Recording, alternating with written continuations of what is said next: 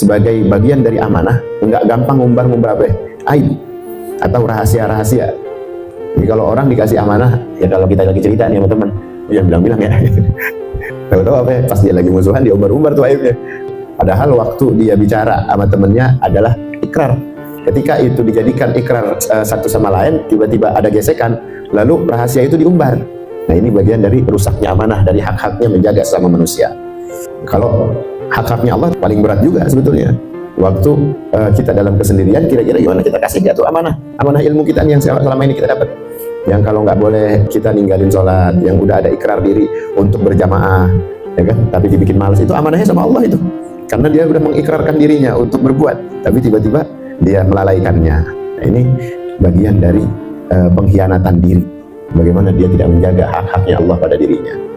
Ini akan ada efeknya. Jadi waktu lagi ketiban sial, jangan heran. Coba aja ditanya sama diri ente. Coba muhasabah, kenapa?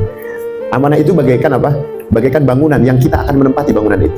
Lalu kalau kita mengkhianatinya atau tidak menjalankan atau tidak menjaganya, maka kita sendiri yang menghancurkan, mengikis dari pondasi-pondasi bangunan amanah itu. Allah udah kasih ilmu, Allah udah kasih pengetahuan, lalu dia mengikrarkan diri untuk berubah. Lalu di saat kesendirian dia, ya, di saat tidak taunya urusan itu kepada orang-orang yang ada di sekelilingnya, misalnya hanya cukup dia sama Allah yang tahu, dia hianatin itu. Nah ini kan akhirnya menjadi apa? Menjadikan hancur pondasi amanah tersebut. Dia hianati.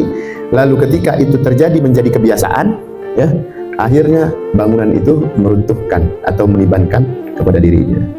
Ya artinya kena bala lah ya, nggak dijaga sama Allah, nggak ada ketenangan di sana. Tahu-tahu ada musibah-musibah yang begitu besar sama dirinya dengan goncangan-goncangan mental dia.